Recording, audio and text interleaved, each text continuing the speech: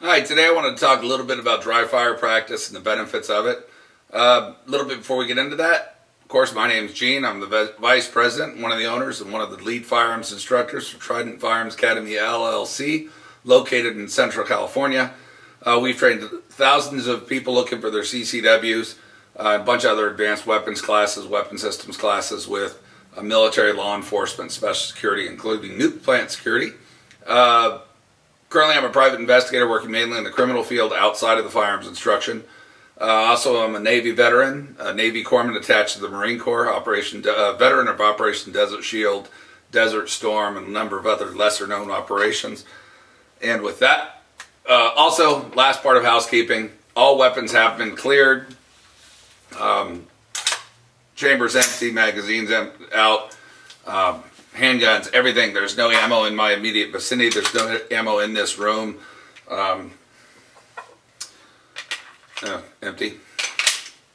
And last, but definitely not least, empty. All right, so all weapons are empty.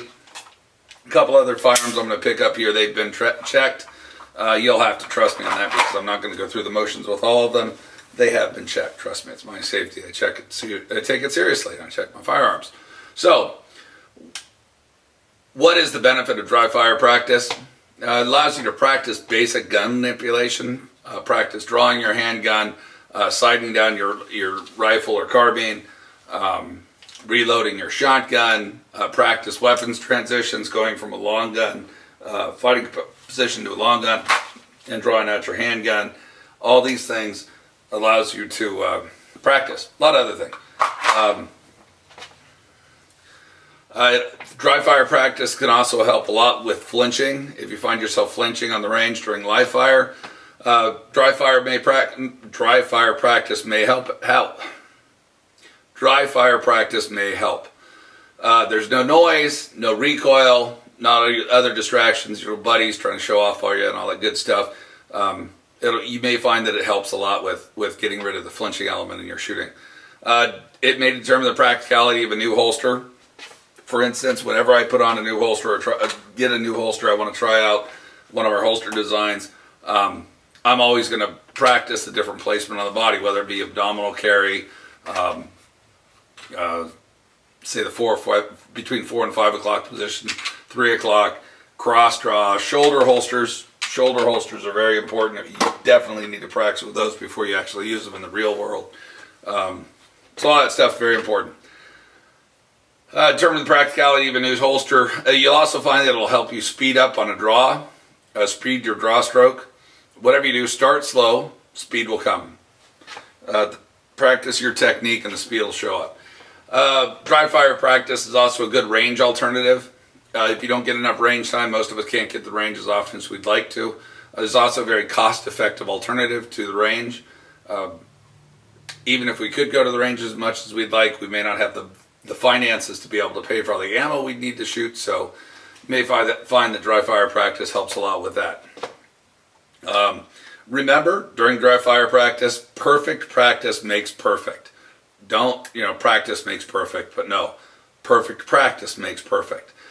Perfect your draw stroke. Make sure you go through the 4-count draw stroke.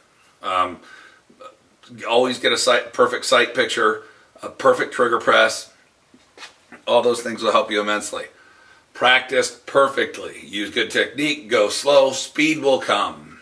Right? We'll develop that muscle memory, which actually doesn't exist. It's actually a thing called myelination, which is a pathway in the brain and the nerves. And there is no muscle memory. It's myelination. It's training your body to do what it's supposed to do. Muscles obviously don't have memories. If mine, either that or my muscles are going senile, because if I could look like I did when I was a young hard charger attached to the Marine Corps, I'd be a happy camper. My wife would probably be pretty happy too. Essential component, dry fire practice is also an essential component of defensive shooting.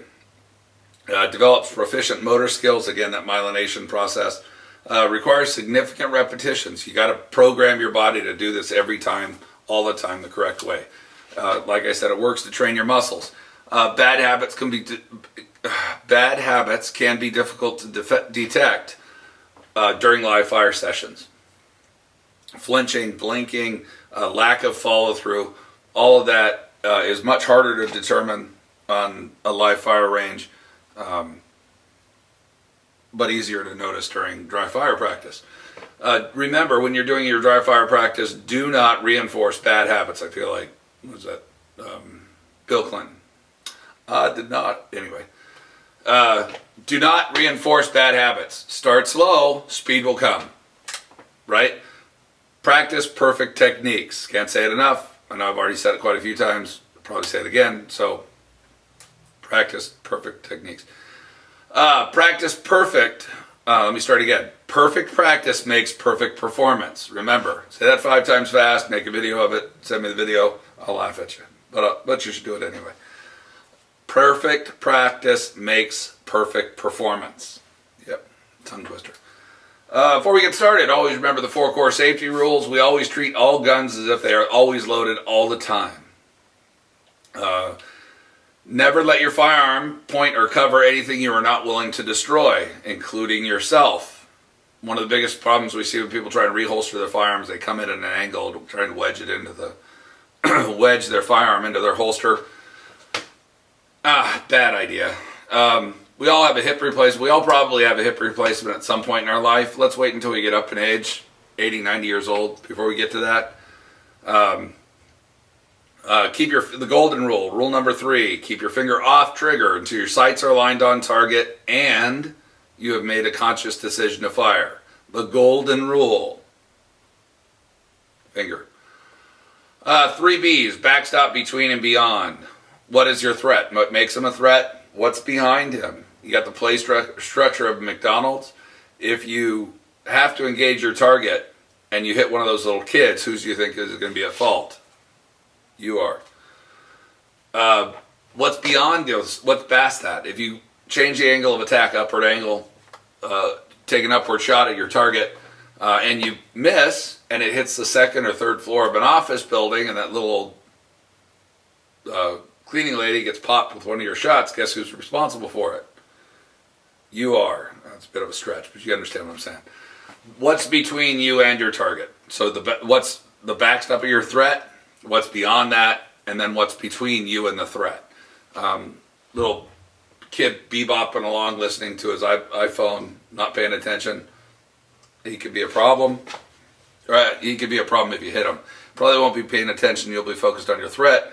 Try and focus on what's between you and your target as well. So, the 4 core safety rules. All guns are always loaded. We never point a weapon at anything we're not willing to destroy. Rule number 3, the golden rule. We keep our finger off trigger until our sights are lined on target and we have made a conscious decision to fire. We must always be aware of our backstop, between, and beyond our threat. Okay, let's get ready for dry fire practice. Remove all distractions. Remove or turn off all distractions in your training area, the room you're going to use. Turn the TV off, turn the radio off, turn your iPhone off, your iPad, whatever. Turn all the electronics off. Turn everything off so you're not distracted. Lock the door to your training area, whether it be a room or your apartment. Lock the door. Turn your phone off or to silent, so it's silent. If anyone is home, ask them to be left alone. Ask them, let them know you're going to be doing a little bit of training. You'd like to be left alone for safety purposes. Hopefully they'll be able to understand that. If you are interrupted for any reason, you have 2 options. Restart your training from the very beginning or quit your training for the day. That's not a bad thing to do either. But if you get distracted, restart, be done, one or the other. Don't keep going. Like I said, no ammo in the training area. You've already cleared the ammo from the room. Now we get to unload our firearm. So we remove the magazine, or we empty the cylinder. On a semi-automatic, we are going to rack the slide repeatedly, eject around in the chamber, make sure it's empty, lock the slide to the rear, look down, make sure the magazine's gone, make sure the chamber's empty, stick your finger in the chamber, make sure there's nothing there. You got big old little sausages for fingers, use your little mini finger. Make sure it's empty. If you're using any of that crappy ammo, the stuff that's gray or almost black, you may miss it when you glance into your chamber. So take your finger, take the time, take your finger, stick it in there, make sure it's empty. Confirm empty. Confirm the weapon's empty, and then unload your firearm again. Go through the whole process all over again. Make sure it's empty. Getting set up for this video, I must have checked my weapons 3 or 4 times at least. Unloaded them 3 or 4 times at least. Don't take it please take it very seriously. Don't forget to do that. And then remove all ammunition from your training area. You're saying to yourself, but Gene, I already removed all the ammunition from the training area. Okay, do it again. All that ammo you just took out of your handgun, move it out of your training area again. Lock your door again. Get it out of the area. Anyway, on to the next. Select your target. Choose whatever target you're going to use. The target that I tend to use more than anything else is a copy of our dry fire practice rules. Kind of convenient there, isn't it? So I've got a copy of that dry fire practice rules taped up at the inside of my safe. We are a human. We are fallible. If I make a mistake and I launch a round, it'll be contained within my safe. It'll destroy a whole bunch of expensive stuff, but it'll be safe. If you want a copy of that, it's up on our Facebook page, Trident Firearms on Facebook. I think it's facebook.com/Trident Firearms. Go to our Facebook page, look under photos, you'll see a copy of that. Feel free to print it out. You can use that as your target. Whatever you decide to use as your target, that's it. You can use the inside of your gun safe like I do, or if you're going to use a wall, you're free to do that. Use a wall, but use a wall that generally does not have people behind it. And by that I mean don't use the living room wall, don't use the kitchen wall, don't use the wall adjacent to your neighbor's house or apartment, all that good stuff. If you have body armor, and I had it somewhere here, if you have body armor, take one of the panels and cover your target with that, or use that as a target. That's a viable option too. It'll help hopefully stop any errant rounds. But remember, when you're done training, take the target down. Very important. When you're done training, take the target down. And then, take your target down. And then we get into training. Now, just before we get done training, let's determine how long we're going to train. 10 minutes seems like it might be a good maximum amount of time. That's a long time. And your brain starts wandering during your training, you're done training. Quit. Finish it up. So determine ahead of time how long you're going to do and stick to it. Determine what skills you're going to work on, whether it holster draws. Keep it short and to the point. If you want to practice your draws, say I'm going to do 30 draws, 25 draws, 20 draws. Seems like a lot, but when you do it slowly and you do it by the book with good technique, it takes a little bit of time. So do that. Practice. If you want to practice your reloads, if you want to practice moving on the draw, such as getting your gun out and moving off the X, that's a very good skill to use. Very good skill to practice. Remember, X marks the spot is wonderful in a treasure hunt, but it sucks in a gunfight. Get off the X. Before you start, just prior to getting started, say out loud, I am beginning dry fire practice. I know, it sounds kind of silly. You'll laugh at yourself the first couple times you do it. But remember, you're alone, so do it. Same thing when you finish up. When you are done, tell yourself out loud, I am done with dry fire practice. Yep, sounds silly again. You might laugh at yourself. Probably not so much the second time, but you may laugh at yourself. But remember, you're all alone. Get over it. Just do it. Gotta have my coffee. Never do just one more drill. Never do just one more draw. Never say, you know what, I think we can get a better sight picture just one more time. Don't do that. I'll give you 2 real quick examples of why not. When you're done, you're done. That's it. Leave it alone. 2 examples. Law enforcement officer here in Central California years ago decides to use his TV as his target. He's using the bad guy on whatever show he's watching. Every time the bad guy pops up on the screen, he practices drawing out his firearm and coming up on target. So he finishes up, puts his gun, loads his gun up, go out on duty, holsters his weapon, and then as he's reaching for the remote control, bad guy pops up on the screen again. So he reaches out, grabs his gun, and pow, pops a hole through the middle of his nice, big, huge, expensive TV. I never did hit the end results of that. I was interested to know, though, whether or not insurance decided to cover that or not. It's kind of be interesting. I'm not sure how you claim that on your insurance claim. Bad guy was on the TV, so I shot him. Sounds kind of odd. I don't know if they'd cover it. The other one, which happened just recently, last 2 weeks ago, I think, about 2 weeks ago, a week and a half ago. A firearms trainer, I don't want to say anything bad about him, but it was a firearms trainer in the area, was teaching a church security group, I guess, how to do self-defense, firearm self-defense. He was using a rubber gun or a blue gun. The news article says a rubber gun. My understanding was actually a blue gun, which isn't actually rubber, but plastic, hard plastic. He was using a dummy gun, got done, loaded up his self-defense firearm, and one of the pastor of the church asked him, well, what would you do if somebody was coming out with a knife, lunging at you with a knife? And they decided to role play this in front of the class. So as the pastor started rushing, he draws his handgun and he fires off a round. Hits the pastor in the low abdomen. Hits the pastor in the low abdomen. My understanding was 3 or 4 days later, the pastor was still in the hospital, had undergone surgery.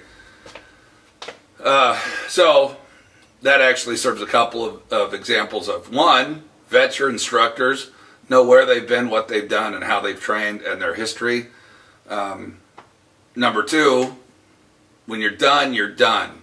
And in all honesty, in my opinion, live ammunition has no place in a training environment, in a classroom environment. There's no purpose for live ammo in a classroom setting. Enough of my preaching. So, when you're done, you're done. Take your target down, and remember, that target should only be used for training. That's it. It's the only time you pull that target, whatever that target is for training. You're training to shoot that target.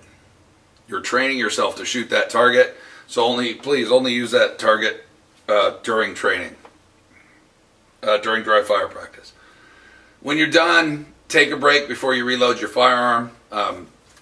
Take your weapon off, set it to the side, and leave it alone. Take a break before you start loading it up for defense. Remember, you have just focused on drawing and firing your handgun or your firearm, whether it be a handgun or a rifle, carbine rather. You just practiced drawing it and pulling the trigger on it or shooting it. You're now loading up for defense with live ammunition. Get out of the mindset of training, get into the mindset of self-defense. This break is very important. I can't stress that enough. Consciously, you know that the training is over, but inside, subconsciously, you may want to try just one more time. So take a little bit of break. Go grab a cup of coffee.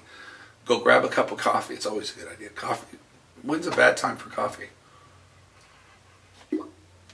If you worry about going to sleep, drink decaf. It's still coffee. Drink coffee. It's good for you. Actually, I don't know if it's good for you or not. I just like it, so that makes it good for me. So subconsciously, you may want to practice one more time. Try and get out of that. All right, so you need to take that break. Commit to the dry fire practice. Always use a disciplined, structured format. Again, before you get started, clear the area of ammunition, turn off all your distractions, let somebody know that you're going to be practicing, lock the door, say to yourself, before we do that, we empty our firearm, and then we empty it again. And then we say out loud, I am starting dry fire practice. Structure it. Do it the same all the time. You are investing in your safety and your proficiency. Be responsible, be dedicated, be committed. It's important. It will pay off huge dividends in the future for you. My recommendation is to perform dry fire practice at least once a week. I usually try to do it at least twice a week. But dry fire practice regularly. Don't forget, so dry fire regularly. Decide what you're going to work on. While you're practicing, don't forget what you're going to do with your little support side hand, right? My dominant or reaction hand, or I'm sorry, my dominant hand, my reaction or support side hand. What are you going to do with this hand? When you practice your draw stroke and you come up, notice my hand, my hand by training automatically goes to my center body. A position we like to refer to with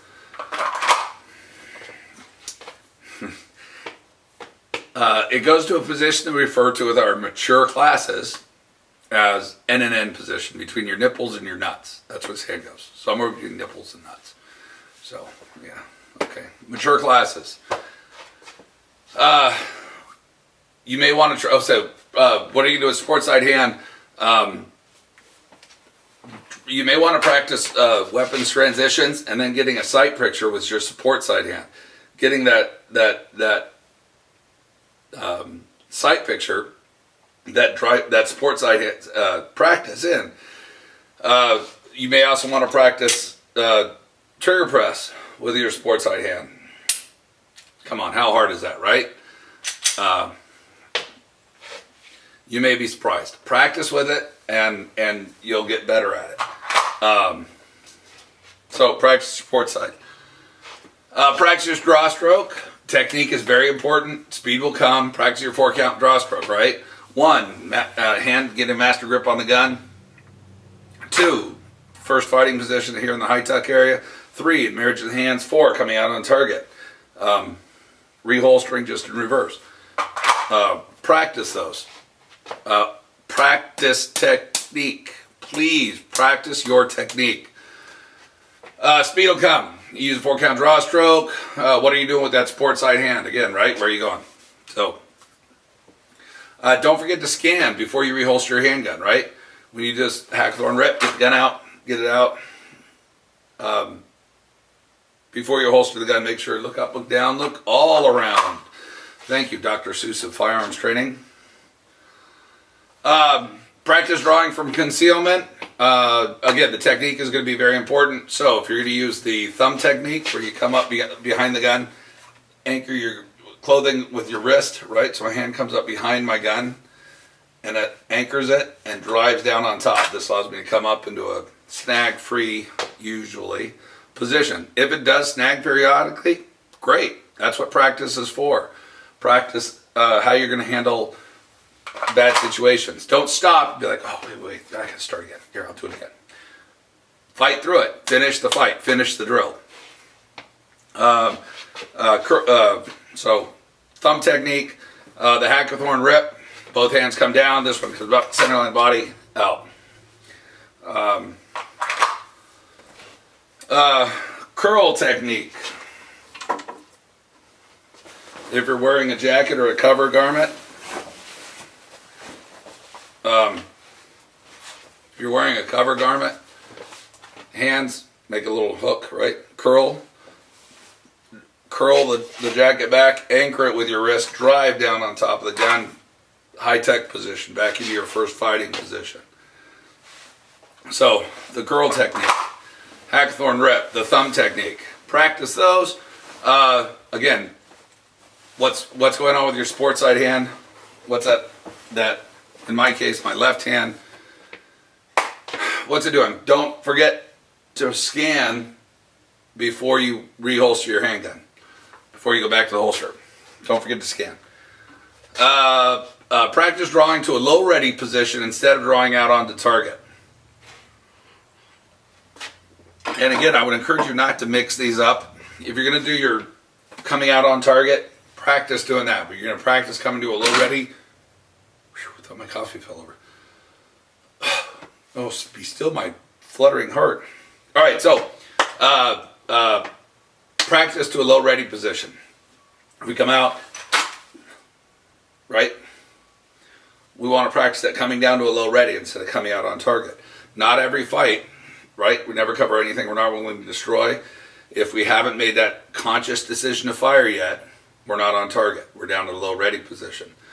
Practice giving challenge commands. Stop! Get away from me! Something like that.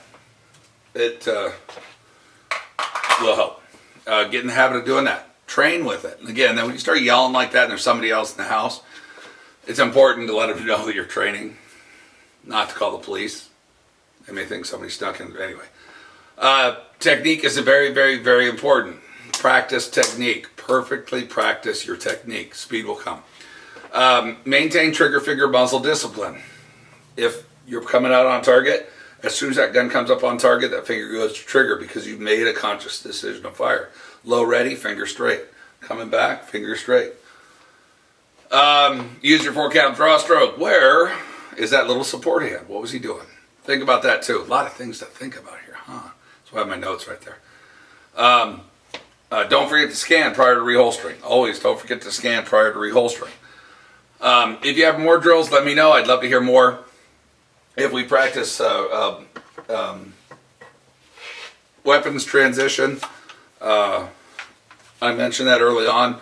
Weapons transitions are very important because if you've got your